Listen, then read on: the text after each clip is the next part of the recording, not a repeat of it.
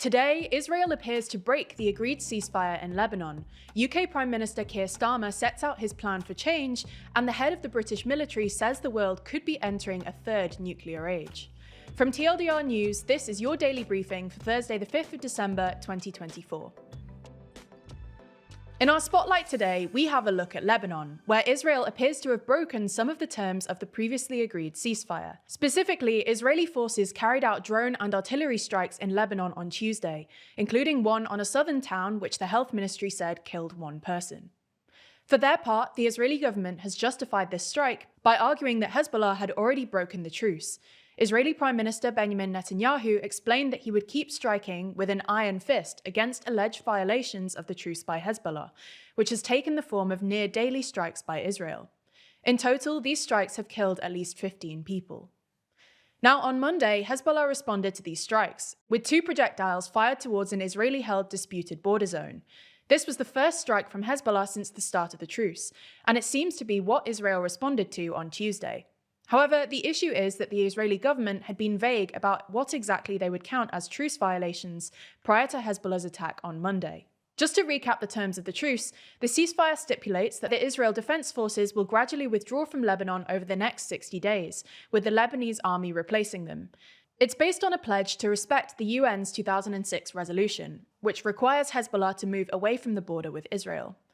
As such, Hezbollah will be prohibited from rebuilding its infrastructure in southern Lebanon and is expected to reposition north of the Litani River.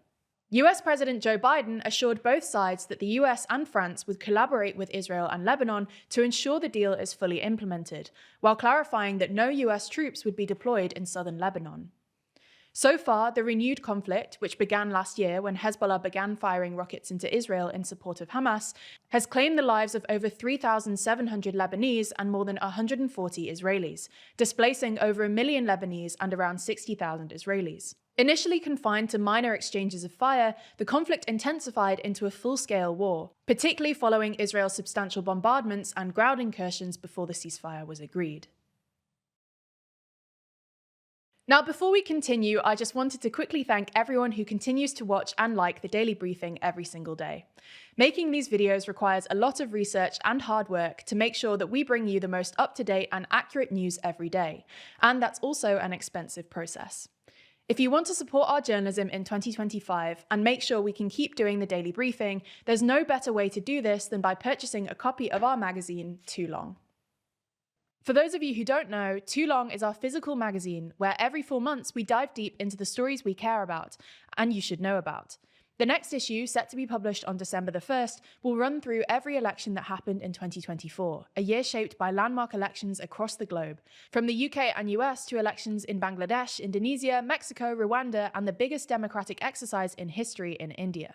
It's not just elections either. The next edition of Too Long will also discuss the first months of the new Labour administration in the UK, unpack the successes and failures of the Biden administration, ask why Europe feels so leaderless right now, cover the ongoing conflicts in Ukraine and Israel, and much, much more. You can pre-order your copy now at toolong.news.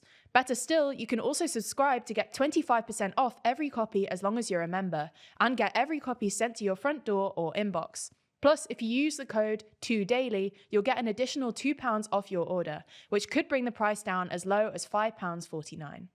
The link's in the description, and thanks for your support.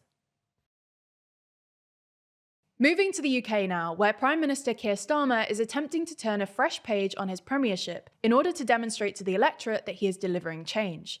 The first of these announcements is that the government will introduce an extra 13,000 neighbourhood police officers, including a named contactable officer in each community. This will be paid for with an extra £100 million of government funding. If the Prime Minister is successful in his plan, it would boost police numbers to a level above the 2010 peak. Speaking about the policing pledge, Labour insiders explained last week that numerical targets are more memorable for voters. Explaining the role of these officers further, Starmer said that these officers must demonstrably spend time on visible patrol and not be taken off the beat to plug shortages elsewhere. For their part, the Conservatives have criticised the move. Tory leader Kemi Badenoch branded the speech as an emergency reset. There is some reason to believe that this may be the case. Starmer has been under fire for months as Prime Minister, with him being heavily criticised for the freebies he received from Labour peer Lord Ali. It was only a couple of weeks ago that a petition received more than 2 million signatures calling for a new general election. But whether this reset will work is yet to be seen. Next up, the head of the British military has said the world is on the brink of entering a third nuclear age, after the first nuclear age of the Cold War and the second nuclear age of expanding proliferation in Asia. The comments were made by Admiral Sir Tony Radakin on Wednesday in an annual address at the Royal United Services Institute defence think tank in London. Radakin said, "From Russia, we have seen wild threats of tactical nuclear use, large-scale nuclear exercises, and simulated attacks against NATO countries, all designed to coerce us from taking the action required to maintain stability." China's nuclear buildup poses a two-peer challenge to the United States. Iran's failure to cooperate with the International Atomic Energy Agency is a concern, and North Korea's ballistic missile program and erratic behavior prevent a regional and, increasingly, a global threat. His remarks followed claims made earlier on Wednesday by Mark Rutte, NATO's Secretary General, that Russia was assisting North Korea's nuclear program in exchange for Pyongyang's military assistance in Ukraine. Kim Jong-un has sent thousands of North Korean troops to be deployed for Russia, in a move Radakin described as the year's most extraordinary development. In other news, Bitcoin's surge is continuing as the cryptocurrency on Thursday surpassed the $100,000 mark for the first time. 2024 has been remarkably good for Bitcoin, which has more than doubled in value this year and has been catapulted to new heights following Donald Trump's election victory in November, with investors viewing the future Trump administration as a crypto-friendly one.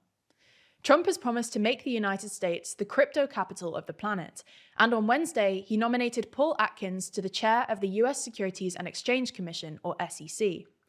Atkins is seen as far more pro-cryptocurrency and more lax on regulation than the current SEC head, Gary Gensler. Bitcoin has taken a turbulent journey to get to this point, enjoying surges followed by precipitous downturns over the years. For example, in late 2021, it surpassed $60,000 before collapsing back below the $20,000 mark in 2022, around the time the crypto industry was reeling from the collapse of the FTX cryptocurrency exchange. And finally, in today's uplifting story, we feature some of the journalists around the world who've been recognized in the 32nd edition of the Reporters Sans Frontières (RSF) Press Freedom Awards, which took place on Tuesday in Washington, D.C. Every year, the awards celebrate reporters and media organizations who've helped defend and promote press freedom worldwide. For 2024, the laureates are Palestinian journalist Wael al-Dahdu, who won the Courage Prize for reporting despite injuries and the deaths of his family members in Gaza, Ukrainian journalist Natalia Gumenyuk, who won the Impact Prize for co-founding the Reckoning Project, an NGO that documents war crimes, Indian YouTube journalist Ravish Kumar, winner of the Independence Prize for defending journalism despite smear campaigns, Burkinabe journalist Mariam Ouedraogo, recognized for her investigations into terrorism-related sexual violence, who won the Mohamed Maiga Prize for African Investigative Journalism, and Belgian photojournalist Gaël Turin, who won the Lucas de Lega SAIF Photo Prize for his series The Ravages of Trank Dope on the US's opioid epidemic.